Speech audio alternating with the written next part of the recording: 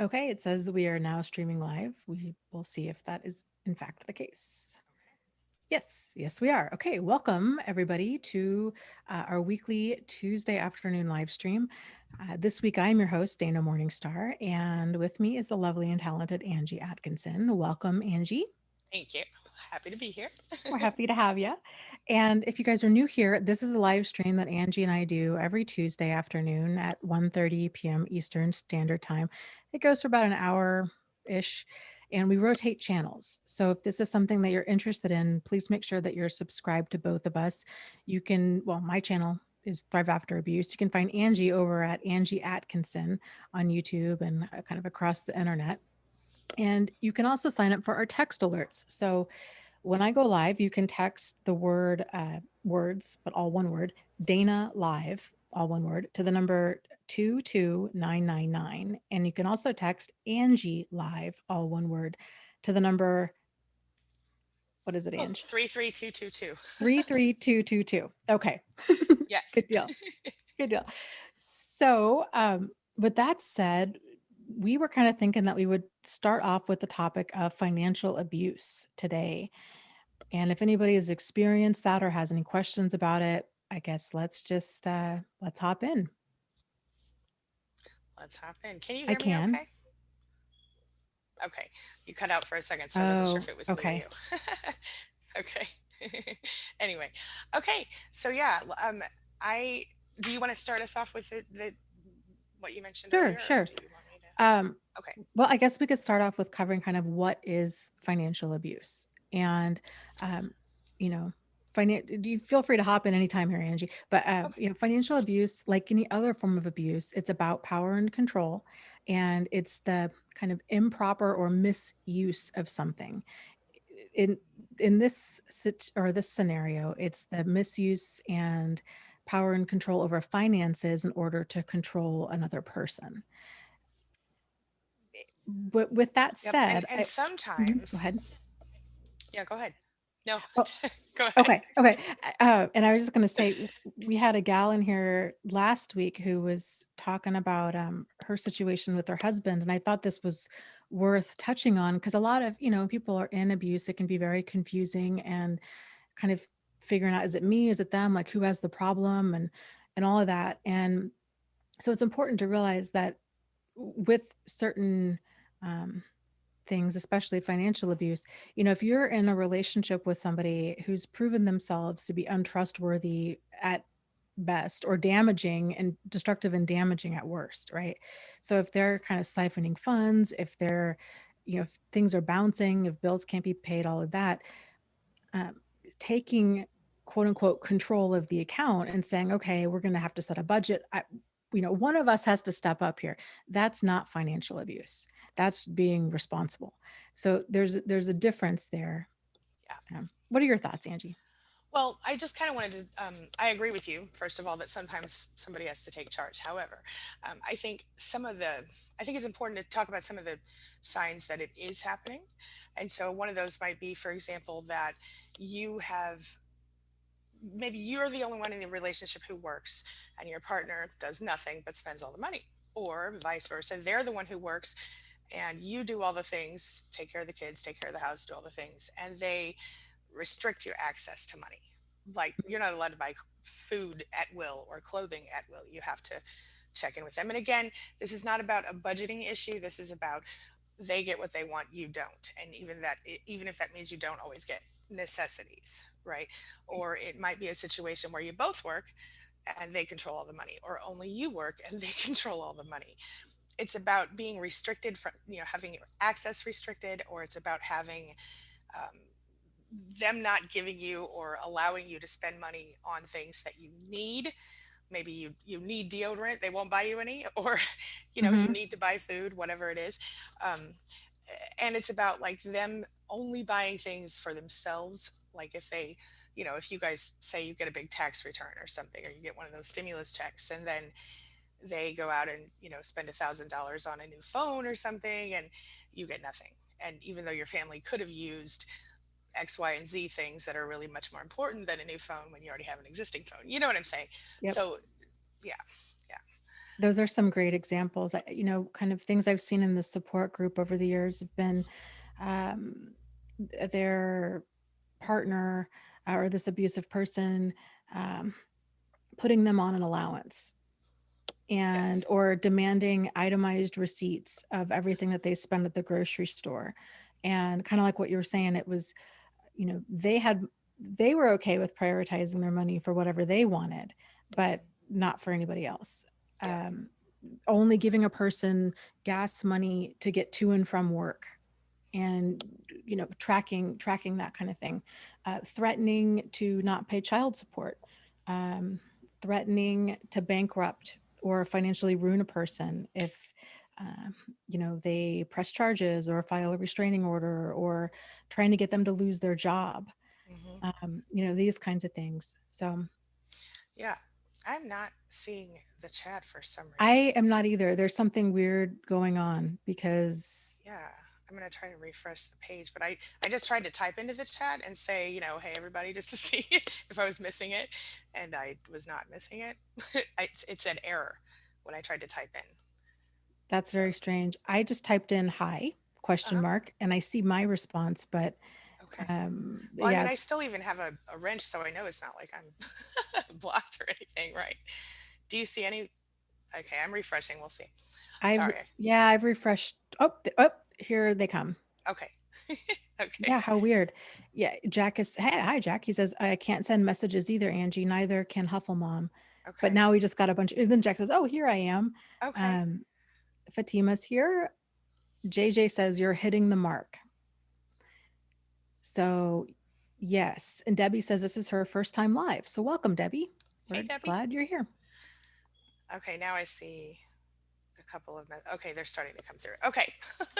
Yeah, that was really weird. Yeah, MS said action not allowed, and mine was saying error or something, but now it looks like we're back. That was so strange. Okay. Anyway, Yeah. back to the point. Yes. Yes. Yes.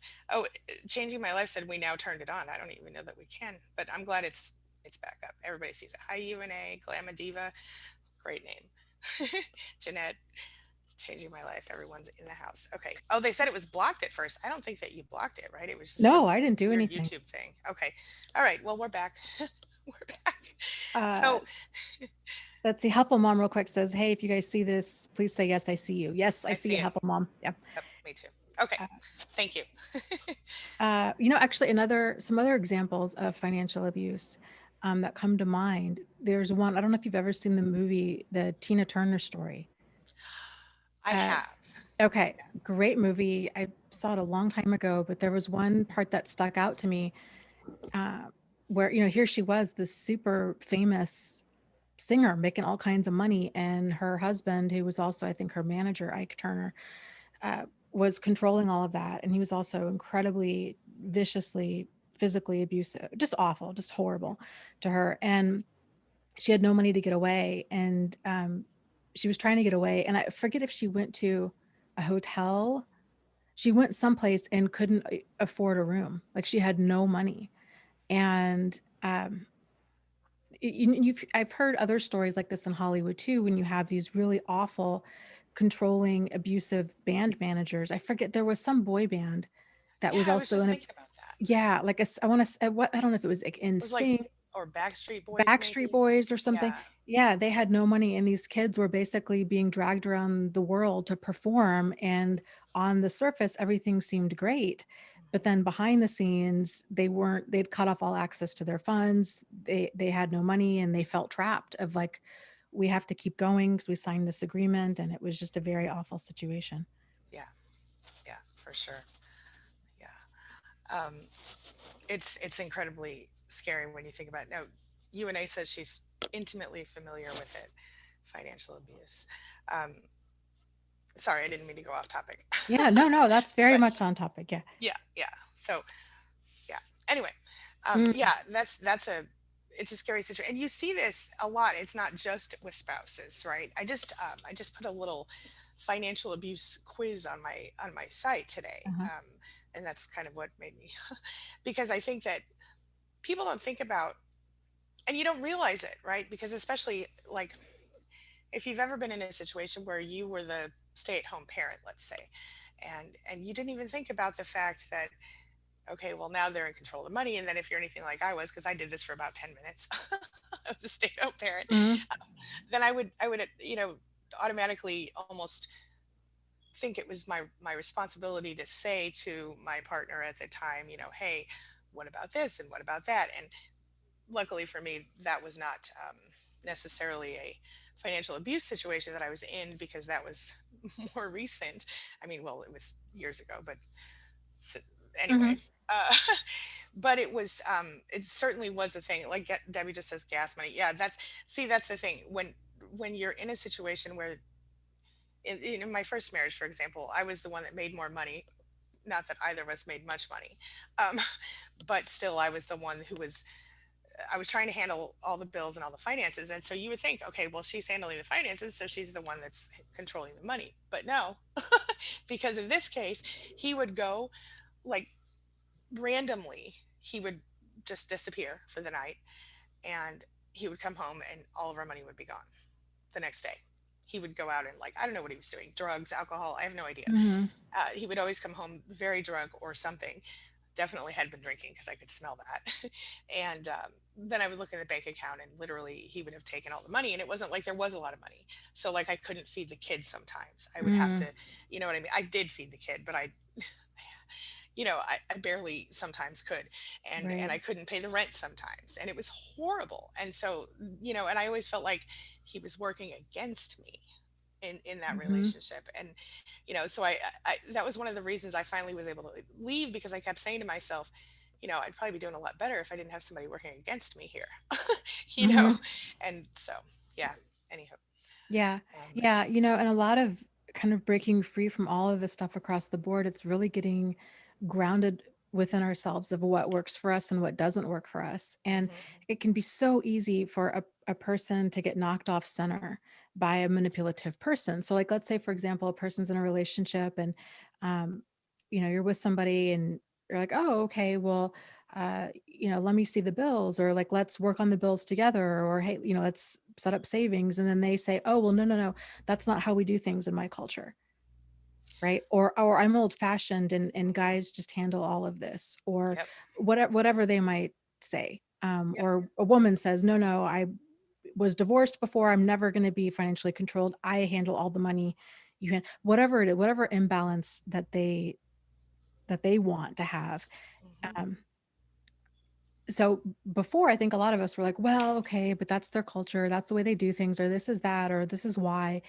At the end of the day, none of that matters. What matters is this okay with you? Because a relationship's 50-50. Mm. And if it's not, then it either needs to be communicated and negotiated, or it might potentially be an ending.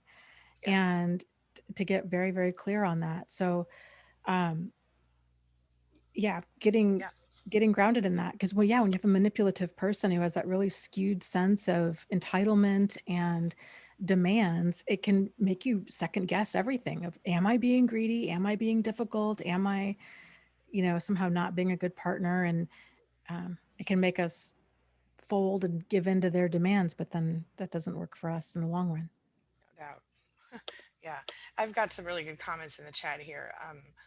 Someone mentioned, oh, Jack mentioned Rebecca Zung's channel. She's that attorney who talks about this stuff, and he said she focuses on the court, the legal stuff mostly. Mm-hmm. And I have not actually had a chance to see her videos, but I've heard positive things about her. Um, Bridget mentions, she says, my mom and dad are divorced. Growing up, my mom would manipulate me to lie to my dad to get money for her, even though he was paying child support. Ever since, I've always been a giver. And that is interesting. It makes me wonder, was that because she needed to manipulate him to get money because he was being abusive, or vice versa? Was she abusing him through the money? Um, just curious on that. And then I've got one from, I mean, do you want to comment on that before I move on to the next comment, or do you want to? Yeah, I'm scrolling through here. Okay, I found Bridget's comment. Okay. um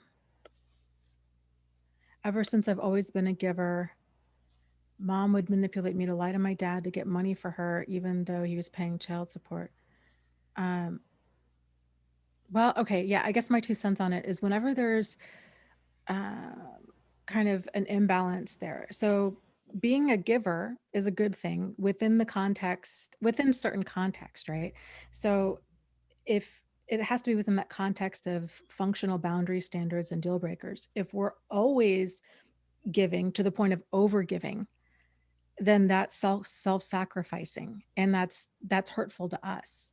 Yep. And so it's important that we don't see kind of this over giving behavior as something that's good, because it's not. It's a problem. And that kind of behavior tends to stem from somewhere along the line. We learned that in order to make relationships work or to get along with others to some degree, that we had to put them first and ourselves last. And so kind of being able to identify that there is an imbalance, um, and then we can start working to correct it. And it's difficult. It's difficult. I've struggled with that my whole life, and even though I'm aware of it, it's still, there can be kind of this knee jerk reaction, um, to want to kind of want to jump in and help, Yep. um, unnecessary in a way that's not healthy, in a way that's more of like enabling.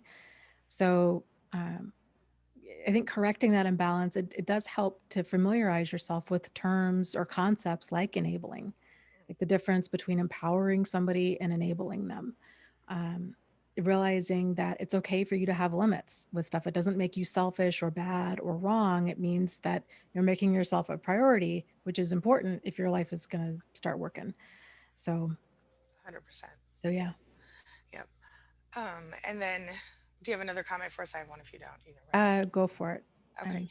Um, Changing my life says, for me, it was manipulation. They made me feel terrible for spending money. And I was being selfish if I said anything about the crap he bought. He wouldn't even let me buy feminine pads unless they were, darn it, now let me find the other one, from the dollar store. But he bought whatever he wanted and spent money on nothing. And that's sadly very common. Changing my life. I see that one probably more, you know, this is where it's hard, almost hard to see it, because with the manipulation factor, like, you could spend money obviously, but if mm, you did, then you paid for it, and not with money. you know you paid yeah, for it with your soul, I mean. yeah, your self-esteem. Yeah, I mean, yeah, that's so corrosive. yeah. And um, And we all know dollar store feminine pads aren't the best, let's be honest. yeah, But yeah. I don't know. um I assume. But um but that's exactly it. It's that mentality of like, oh, you yes. don't really need that. You're being extravagant. You're being over, Yeah. your needs don't matter, And kind of that's a thing.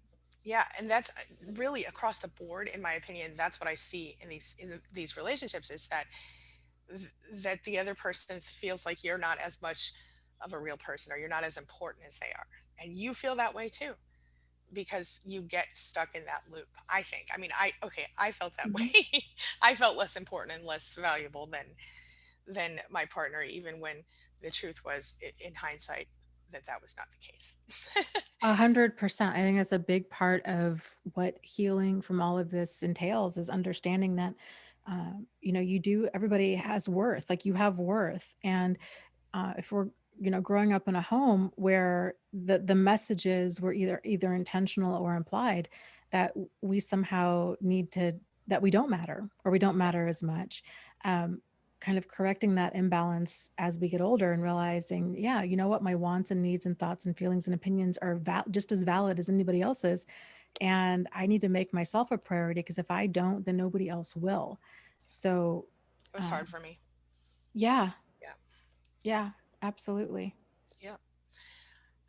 And then Crystal says, my ex diverted funds to his personal account, denied me funds, and even refused to pay alimony unless I gave my new address after a divorce. So here we have another way we're using this as manipulation. Like, you're owed all of this money, or some of this money, Mhm. and I'm not going to give it to you, or allow you access to it unless you do what I say. You know, Right. control. Yeah. Yep, Yep. that's very common. And so those kind of situations might be worth a phone call to your attorney, Hmm. or worth getting a post office box. Yep. And here's a quick tip for post office boxes, at least here in the United States, is a lot of places, like that wouldn't fly necessarily with her ex, right? Like, well, I don't want a post office box. What if I need to drop it off at your house? Right? Like this kind of stuff. Yeah. What you can do, instead of writing PO box, 123 Main Street, da da da da, whatever it is. You can put the address of the post office. So you can put, 123 Main Street, and then the number sign, your box number, and then city, state, zip. So on the surface, it doesn't look like it's the post office. It looks like it's an Smart. apartment someplace. And most of the time, credit card companies, other, people don't catch on that it's a post office box. Yeah. So, And I recently learned that you can actually get a virtual address for mm, very cheap online, and they will forward your mail. But it's like it costs a little bit of money, but not a lot of money. So just type in, I mean, virtual address. And I'm going to be honest, I looked into this for a couple of reasons, and what I found was that when I Googled the address, the one of them that they were offering, it was to this tiny little shack-like house in a really bad part of a city, and that was near me, mhm, the city, but not. It was weird. So I didn't obviously. I was looking for a business address to use that was not my house. You know what I right. mean? So, yeah. Anywho, Yep. um, so that was, but still, they don't need to know that you're not living in a shack in the city. I mean, you know, Yeah. yeah. So okay. Metamorphosis says earlier comment. My ex tried to leave me unless I quit my job and move after 1 year of marriage. Later, when we were both working, he wouldn't let me see his bank account or discuss savings. There's another example of, and another example along that same line, forcing you to quit your job or sabotaging your job is, which is something we talk about too, Mhm, is, if you have a desire to go back to school, and let's say, I want to go get this certificate, or I want to finish my degree, or I want to whatever, even if you get funding, sometimes they'll sabotage or stop it from happening, or they mhm, refuse, they sabotage the funding, or they say they'll pay and they won't pay, or whatever. This is another way that in so many ways this could be considered financial abuse, because they're mhm. preventing you from making more money, from having the ability to make more money, Yeah. or and I've seen people sabotage jobs where they will keep showing up or keep calling or cause drama at work in order to make you lose your job, because again, then they Mhm. have more control. So Yep. yeah, Yep. yeah, Absolutely. yep. Absolutely. Yeah, and the metamorphosis was saying, that she also gave him half half the money for the bills, but he wouldn't let her see the bills. Right, So so you don't even know what you were paying for. I mean, yeah. right. Yeah, and the reality is in a relationship, especially a serious relationship where there's you're sharing bills, it's to that level of that you're merging two lives into Hmm. one. There really needs to be that level of transparency, especially if you're talking about getting married, of what are you getting into? Because it's a Right. lot. Getting married, in many ways, it's like starting a business with somebody. So you're on the hook for half. So getting very clear, um, about, okay, like, where are we? Like, what is our credit score? What are your income? What are your debts? What are your responsibilities? Having those uncomfortable conversations, like, they're not sexy, they're not romantic, they're not fun, but they're really, really important. And it's something that really, um, kind of needs to happen, once you realize, okay, yeah, this relationship, we're headed towards marriage, or we're headed towards, being in a committed relationship where these things are going to matter, especially if one or both of you has kids from a previous relationship. Hmm. So getting all of that stuff ironed out. Yep, no doubt. And I was just saying, oh, now look at this. UNA says I was manipulated so that when I reached the right age, I was not eligible for Social Security, so I'm left having to pay over $600 a month for Medicare with no Social Security coming in. That's horrible. And Wow. this is exactly, see, this is an example of, you know, first of all, Peggy, I'm really sorry that this is Hmm. happening. It's so unfair, but this is an example of what can happen, and I think it's just, there should be some kind of fund in place or something that would help people in this situation. I'm very frustrated. Okay, sorry. I feel Hmm. really horrible that this is. Yeah. Yeah. Any thoughts on that, Dana? Yeah, That absolutely. Yeah, I feel the same way. This stuff it's infuriating and it's heartbreaking, all at once. truly, Just the level of damage another person's selfishness can cause is it's yeah, horrendous. no question. Yeah. Oh goodness. Okay, let's see here.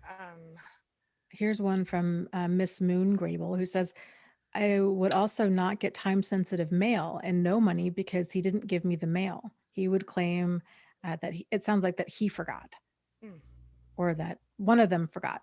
Sounds like he forgot. Yeah, that kind of thing. Yeah, if you're separating, I guess for anybody out there that's in a divorce or headed that direction, kind of getting this stuff separated out and getting fail safes in place and not relying on the kind of goodwill of the other person is is a good idea because yeah. it's easy to kind of think, oh, I've been Angie, I'm sure you've heard this too, time and again. People in the support group are like, okay, well, they don't want to rock the boat. So they're like, okay, well, we're not going to go to court for child support, right? We're Hmm. going to just keep it between the two of us. Yeah. And I've yet to see that work out well. We've tens and tens of thousands of members, and I've never seen it work out well. Or people, eh, anything where an agreement's not written down and enforceable Right. tends to not go well with And high conflict narcissistic personalities. it's true. And the truth is that even if it is written down, half the time Right. it's not, Valid point. Yeah. right? Because I'm pretty sure my ex owes me over $50,000 from my oldest child, and he's 23. I'll never see it, and I Mm, know it, and I knew it all along. So I don't. The thing is, and this may or may not be a popular opinion, but here it goes. For me, it was still better, even though I struggled financially for a long time after I left. That was, first of all, we weren't rich anyway, but secondly, that was 100% better than living there and continuing to go through that. And mhm. so for me, it was I was irritated when it was going on because I struggled to pay for daycare and do all the other things, Sure. but I certainly did it anyway because it was not worth going back to the abuse for. So Yes. something. Speaking of which, Amber says, "I'm sorry. Do you have a?" I'm like blah blah blah. Do you have another? No. Uh, no, go ahead. Oh, okay. Amber says, my ex is a very wealthy individual who owns several successful businesses, and I am a social worker. I was independent and owned my own home. And then he convinced me to move in and to give him all my money. That situation, see, and of course, being a social worker, certainly oh, and it's, Amber says it just goes to show even rich narcissists will try to take everything from you to control and manipulate you, and that's a fact.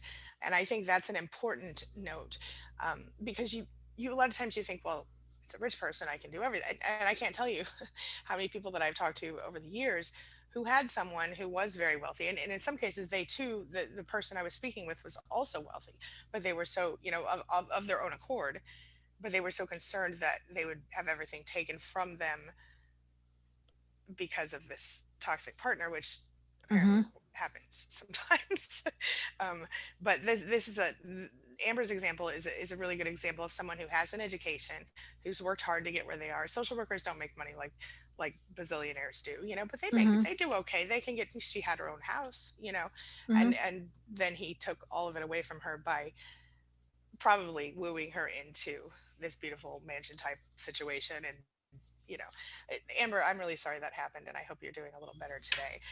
Do you have any thoughts for Amber? The same. Yeah, Yeah. I hope you're doing better today. It's horrific when there's that level of like exploitation and guilt, and it just can pull you so far off course, you Hmm. know?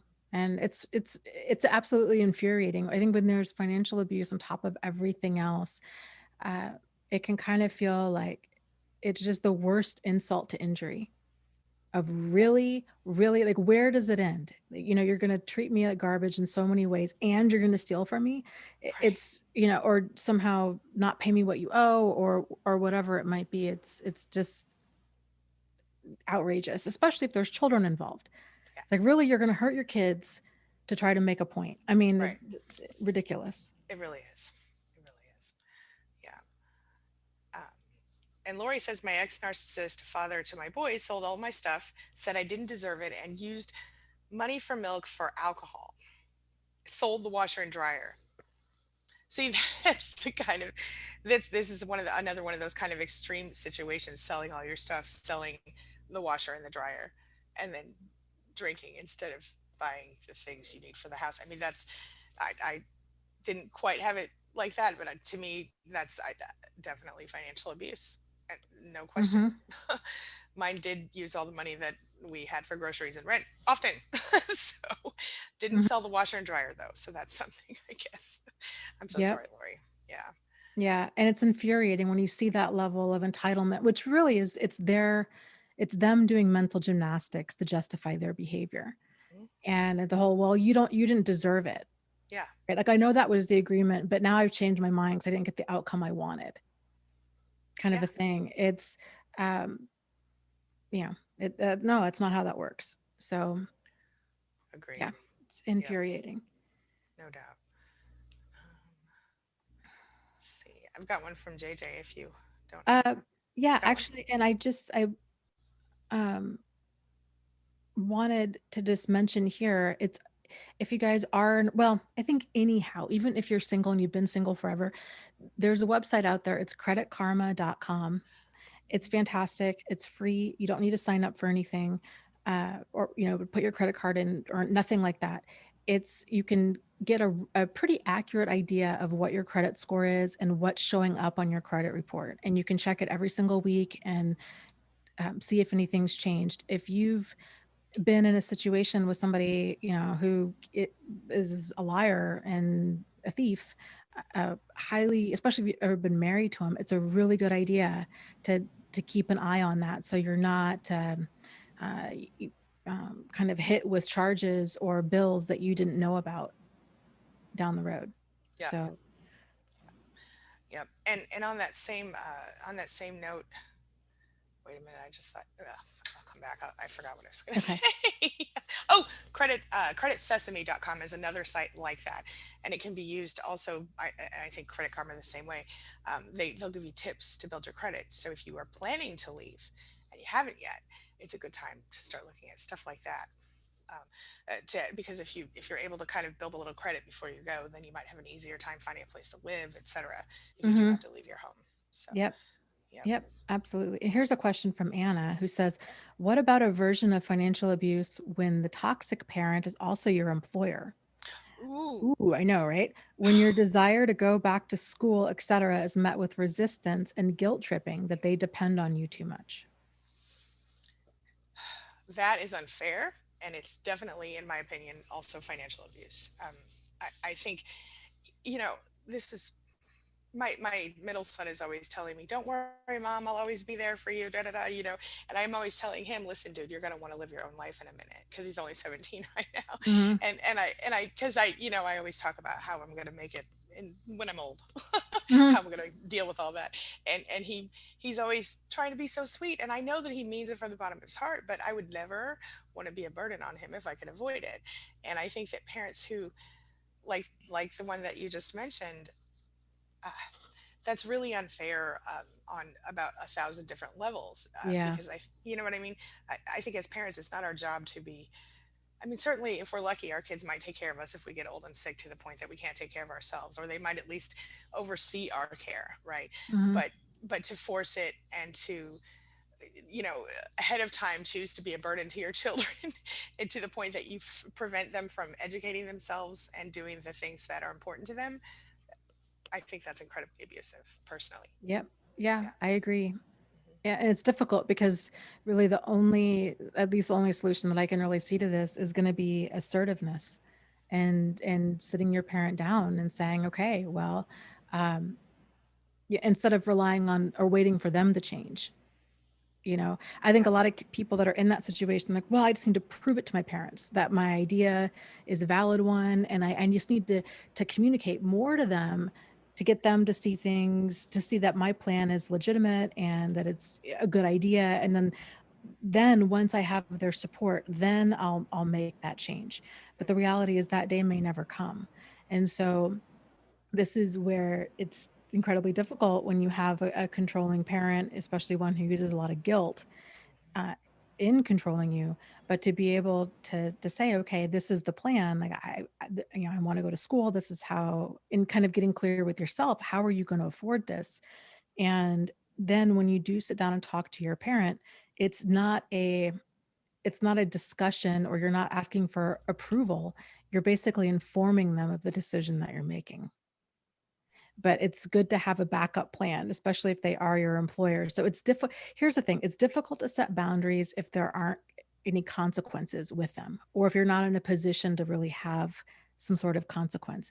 Like if you're living at home, if they're your employer, this kind of thing, they kind of have all the power.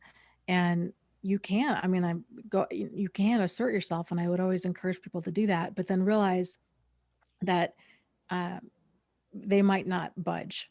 And so kind of figuring out, okay, then what? Um, what's the plan if they don't pay for school, or if they don't, if they can't, if they need to hire somebody else for the job or whatever, then how are you, kind of what's the next steps for you Right. with that? Yeah. Good. Okay.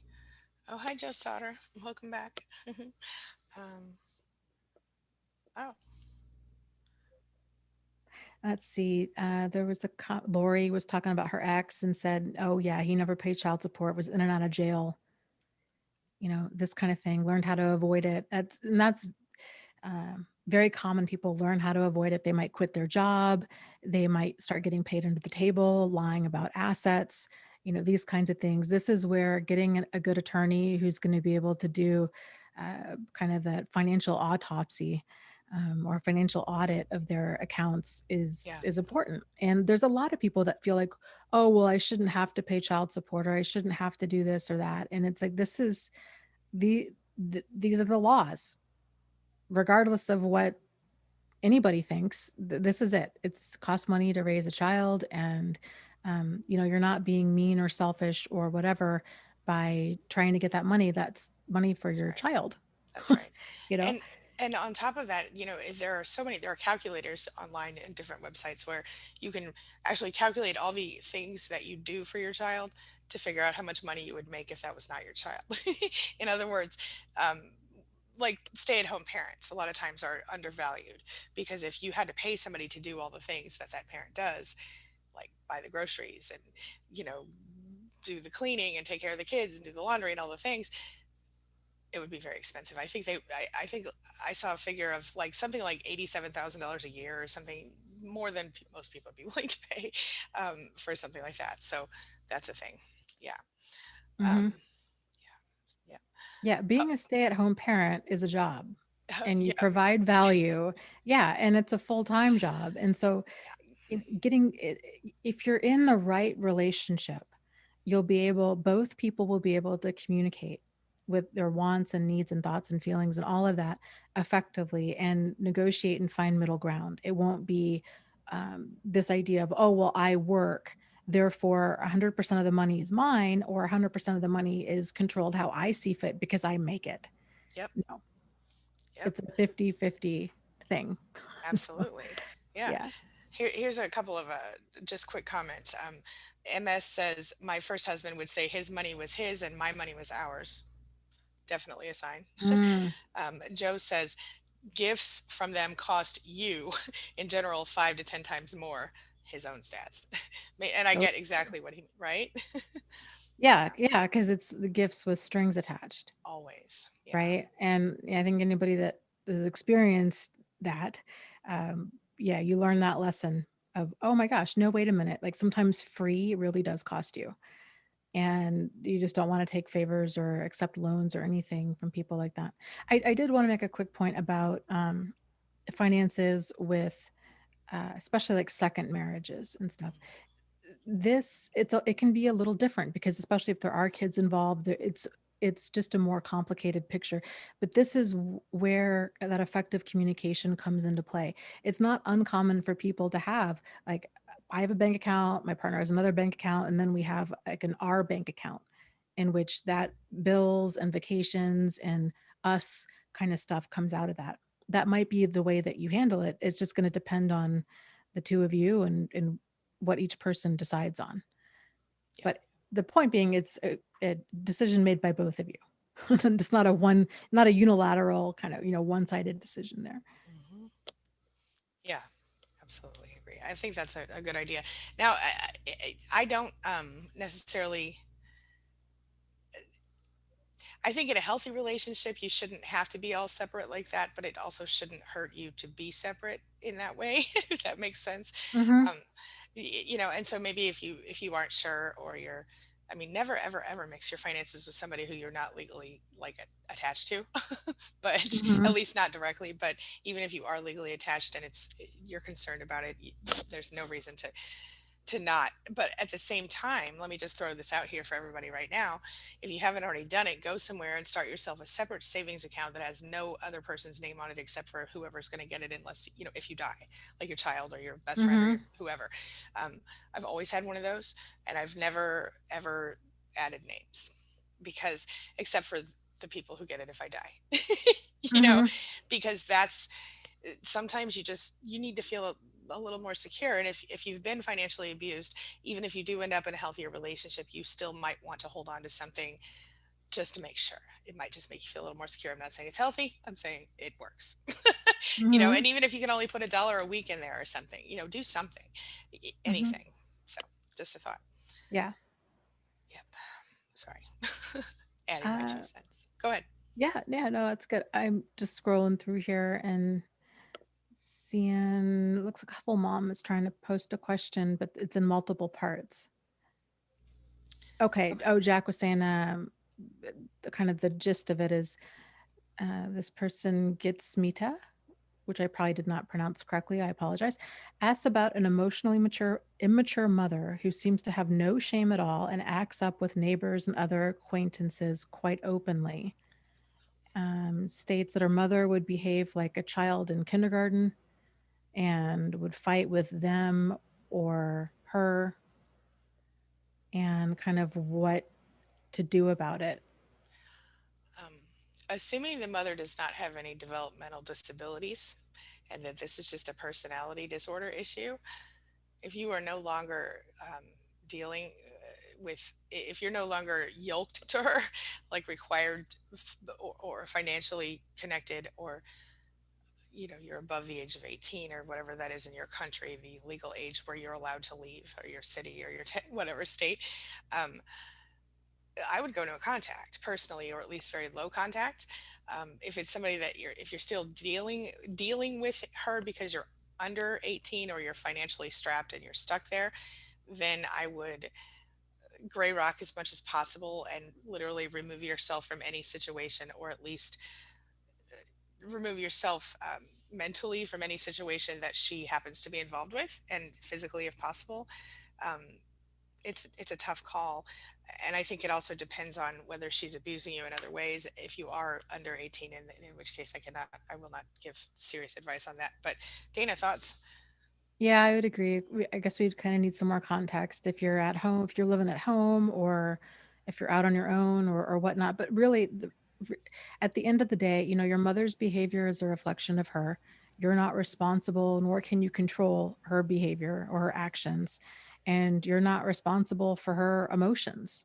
And so if she's upset with neighbors and, you end up talking to the neighbors and then she's upset with you for talking to them, that kind of thing, well, then, that's kind of on her. So, uh, I guess I would encourage you to try to detach emotionally and realize that your mom's behavior, it's very boundary busting and inappropriate, but that you don't have control over it, but you do have control over how you perceive it Mm-hmm. and how you respond to it. And what I mean by how you perceive it is you don't have to, and this kind of takes some time and practice, but you don't have to internalize it. Yep. So if she is saying, "Oh, well, you're on their side. You don't love me. You care about them, and you're horrible," and da da da da, and saying all this stuff at you. If we start seeing, or once we start seeing another person's behavior as a reflection of them, then part of that means that we're not internalizing it. We're not absorbing what they're saying and taking that as truth. Mm. We're realizing this person has some pretty outrageous, inappropriate behavior, and they're going to say outrageous and inappropriate things. That doesn't necessarily make it true. So I don't need to own that, and I don't need to be responsible for somehow fixing whatever issue they have. I can just let that be their issue. Uh, but like Angie said, yeah, kind of going as low contact as possible, because it's next to impossible to have a functional relationship with it's It's you cannot have a functional adult relationship with a profoundly immature person. It doesn't work. nope. And so So you either have to live with their limitations and from as in, okay, I know this person's not capable of XYZ and I tolerate that, or walk away, my friend. yeah. Walk away. Okay. D- didn't mean to interrupt. Oh, MS mentions another sign that I think is important to mention. I also would not get time sensitive mail and no money because he didn't give me the mail, would claim I forgot. And that's another one. Maybe you get the lights shut off because they don't hand you the electric bill, or you, Hmm. yeah. Or, That you bring up a really great point. I've seen this before too in the support group where, um, again, it'll be those verbal, or it could even be court ordered, mhm, where, okay, they're supposed to refinance the car and get the loan out of your name, right? Or the house or utilities or do this, and then they don't. yeah, And then yep, next thing you know, oh, the card's getting repoed and you're on also still on the loan for it, or your cell phone's getting shut off because they never did what they said that they were going to do. So a lot of this, I think at the end of the day, whenever it involves a person, there's emotional maturity, ineffective communication, kind of a high conflict or difficult personality. Bottom line is you can't take them for their word. So right, it's going to involve following up with all of that. That's just a boundary. It's about being self-protective, yeah, because you're still on the hook for all of this. yeah, So don't assume that they're going to do what they say, especially if they don't have a history of ever doing what they say. They're right, sure as heck not going to start now. right, So, yeah. My ex used to personally would like I told you they steal the money and spend the money, but also uh, there would be situations where they would demand money from me for X, Y, whatever they wanted, which was not ever a necessity. Um, and I would have to give it to them. And then I'd have to figure out how to pay the bills. So I got really good. This is terrible, but back in the day, I got really good at figuring out, okay, if I write a check on this day, you know, it'll go through and it'll bounce, but then it'll go through again from this company. Or I would go down to the grocery store and I would write a check for a cash, chat, whatever, back in the day when people wrote checks. And I would take that money and use it for groceries or whatever. It's really messed up. But I mean, you do what you have to do when you're trying to survive. And it wasn't like I wasn't paying that stuff off once it did bounce. I'd still have to pay the money in order to be able to use the account again. But that's mhm. how it went. And that's how I survived for a long time. And it's terrible. It's a horrible way to be. Yeah. Especially while he was over there with his little luxuries while I was floating checks, to survive, Mhm. Yeah. Anywho. Yeah. Okay. Jack has a question here. He says, hey, we're asking about my mom dumping all of the junk of her late parents' estate on all of her kids and their spouses, including us. I guess, Jack, can you elaborate a little bit more? Like, what junk is she dumping on you guys? Like It, literal stuff, like furniture right. or paperwork? Bills. Yeah. Yeah. We need to know. I'm going to guess it's stuff only because I know that they have currently, I think that Jack's parents are helping them financially, even though they're also abusing them emotionally, I think. And so I think that they're using that to control them, the financial help, if I remember right. If I'm wrong, Mm, I I apologize and think you're please right. correct me. Okay. Because he's saying here, yeah, narc mom is trying to dump all of her parents' estate on us and my sisters, even when some of us say, hey, this just needs to go. Mm, Yeah. Really, the solution is to say no. yep. Or to throw No. it out. Yeah. Like we don't have room for it. We don't Right. want it.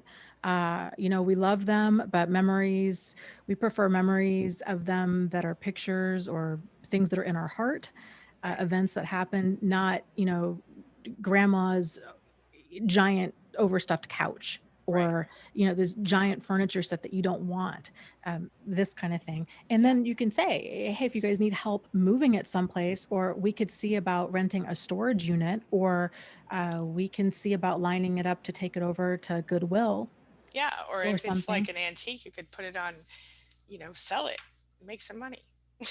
I don't know. Yeah. you know, Even if it's not an antique, I mean, they've got those. I don't know how.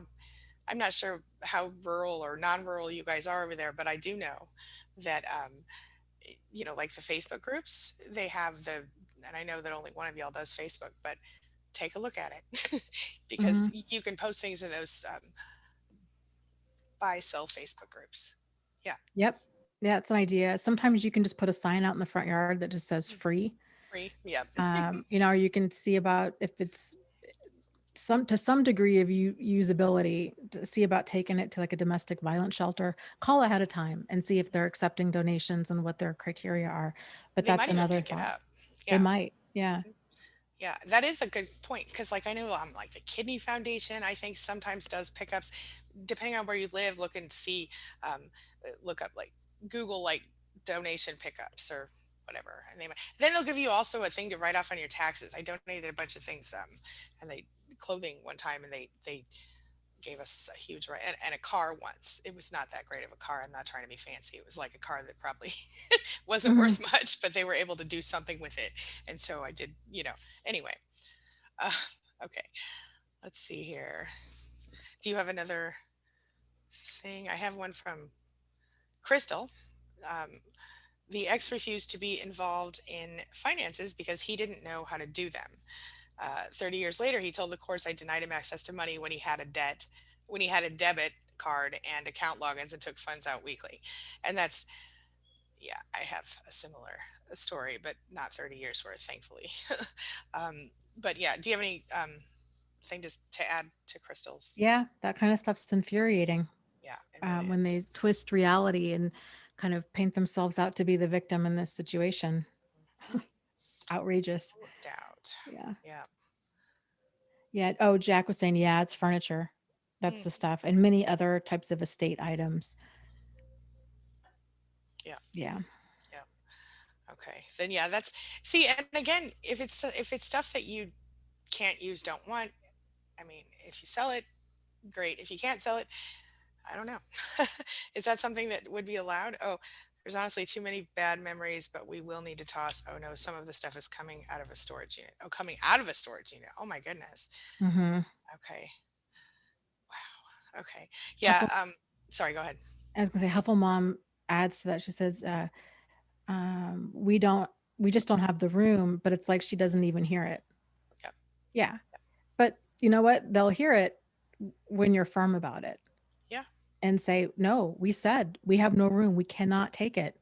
It's Uh, not an option. It's not an option for it to go in our garage or in the spare bedroom or wherever, not even for a day, not for a week. I will not eat green eggs and ham, kind of a thing. Like, it's not an option. Like, this is not happening today. It's not happening tomorrow. yeah. Um, and just holding firm on that Yeah. and say, we, mhm, Sorry. I just want to say he added that his parents refused to do estate sales and have refused repeatedly. Family tradition of hoarding. And Hufflemom said they even suggested it, but they were like, no, they brushed it off or didn't hear it. And I think, if that's the case, I mean, who's to say you can't put all the stuff out on your own front lawn and sell it? Have a yard sale. I mean, mhm, just a thought. Anyway, yeah. yeah.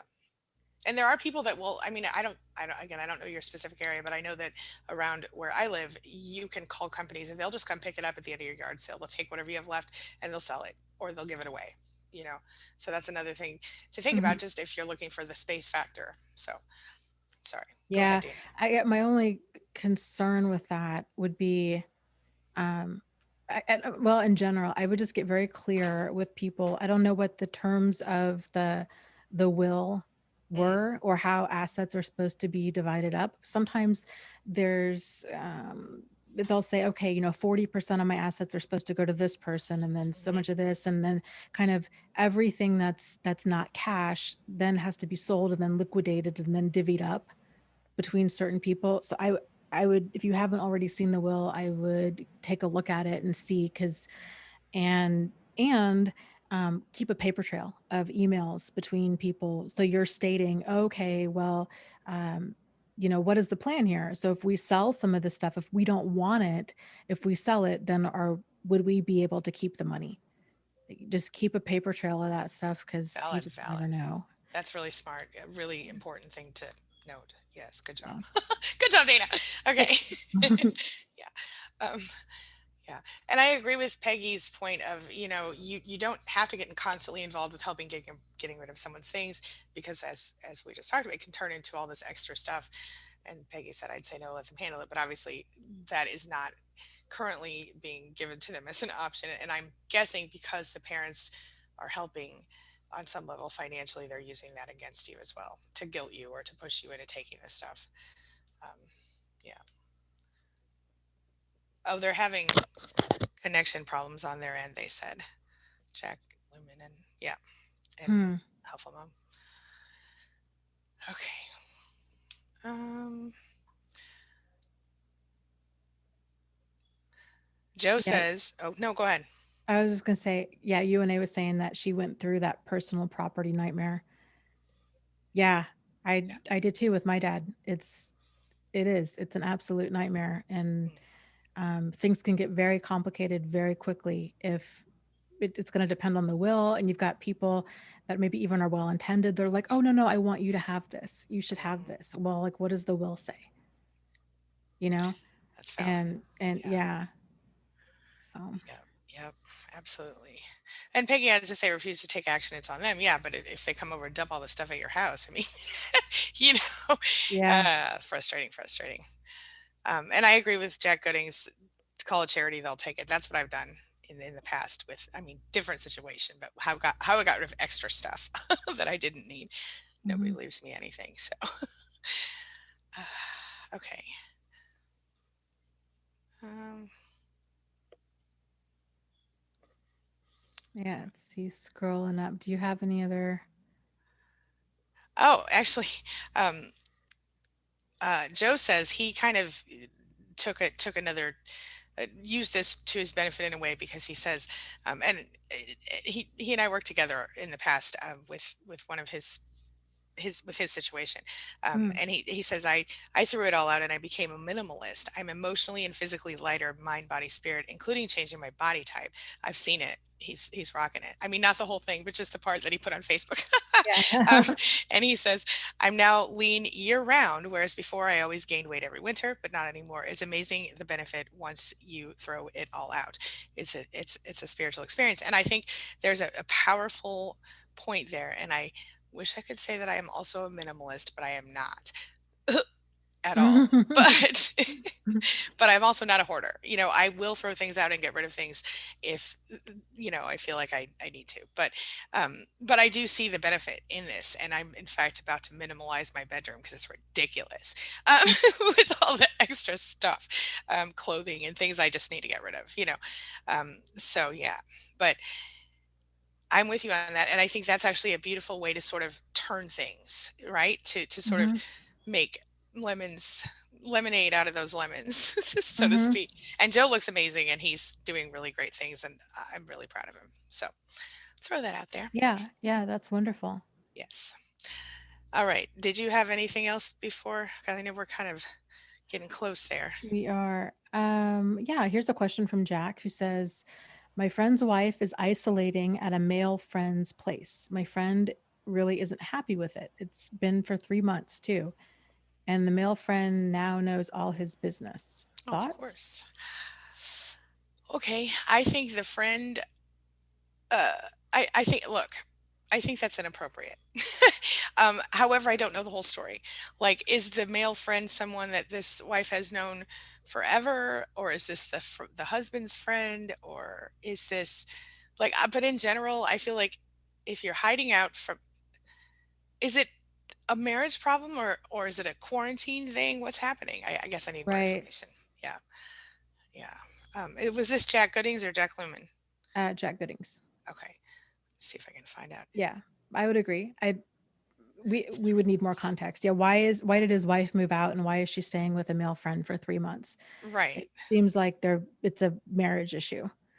Uh, I would assume so. Um, I think it's dangerous, even if, unless there's a logical reason that you can think of that they would not be physically engaging with one another inappropriately, like one of them doesn't have any legs, or or doesn't have a bottom half of the I'm just joking. But if there has to be Mhm. some legitimate reason, like that person's just like my grandpa or something, that's different, than well, we're the I wouldn't be okay. A family friend that she gets along with a little too well. Okay, so it is inappropriate. Oh, and it's about COVID.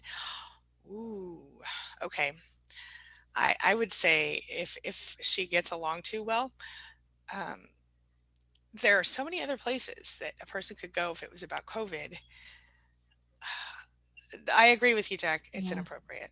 Yeah. Any thoughts, Dana?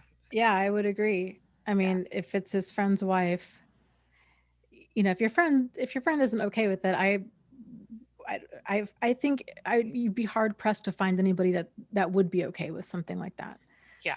Um, so those aren't the actions of a person that wants to stay married.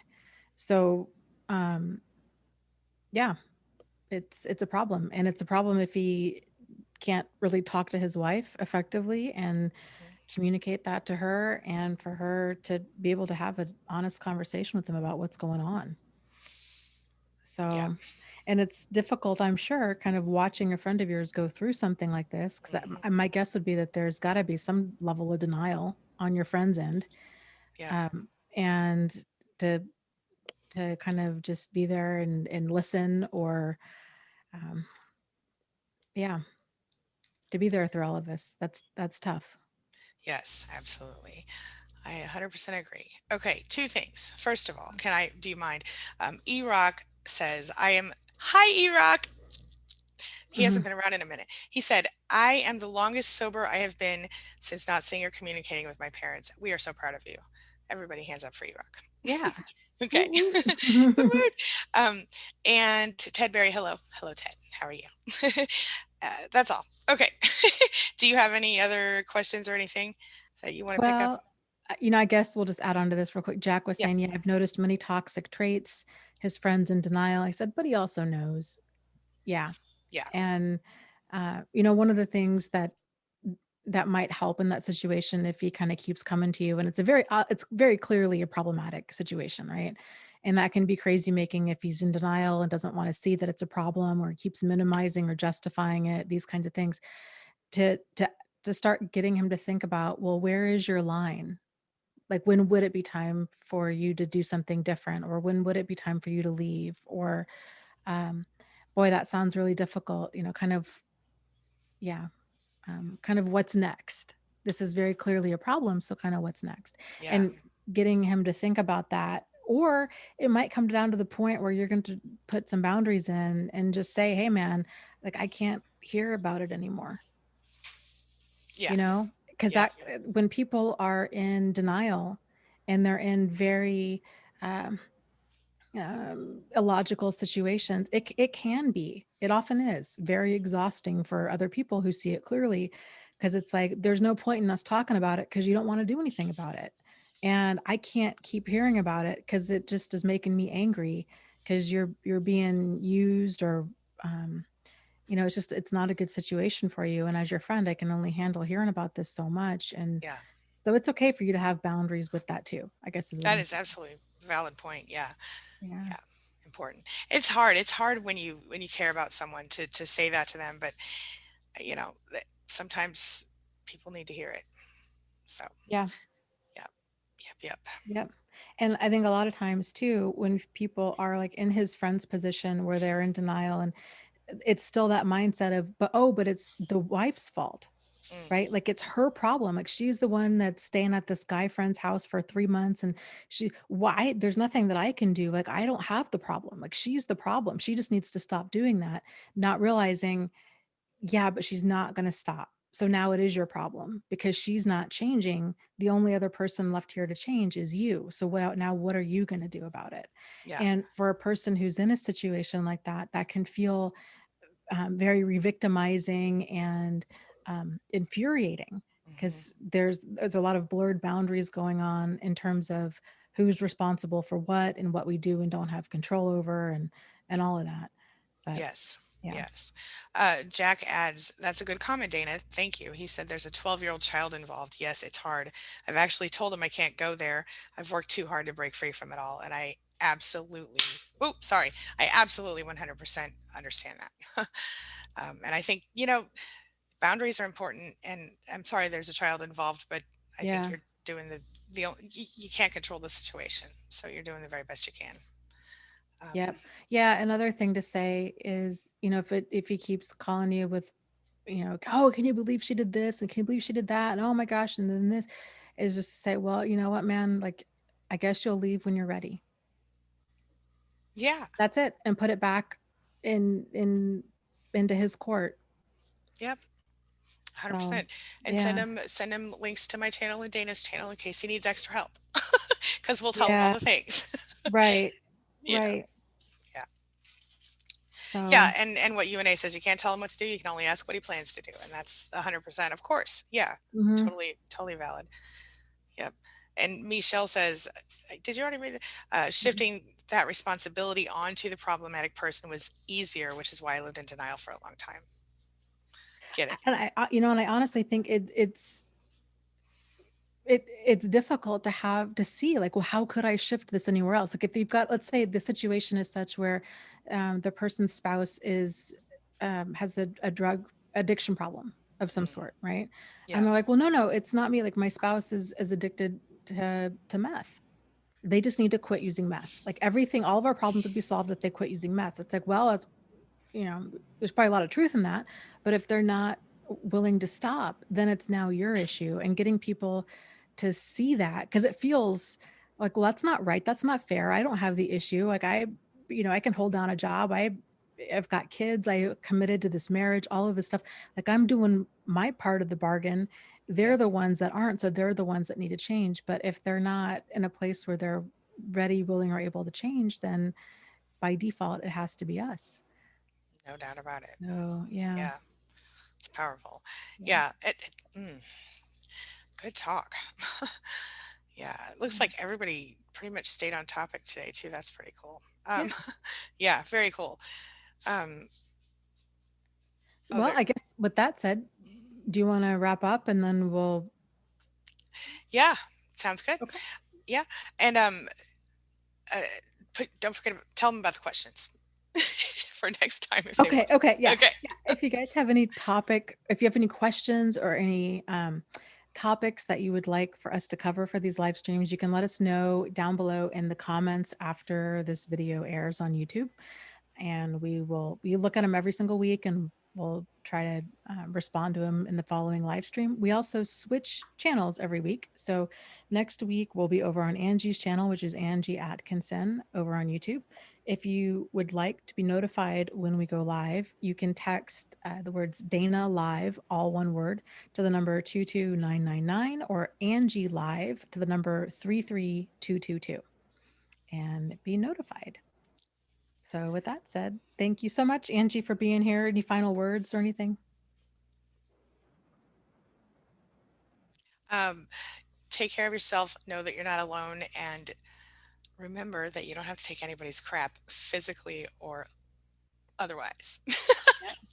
That's all. Yep. I like it. I like it. Okay, guys, take care. We'll see you next week. Thanks, guys. Okay. Bye. All right.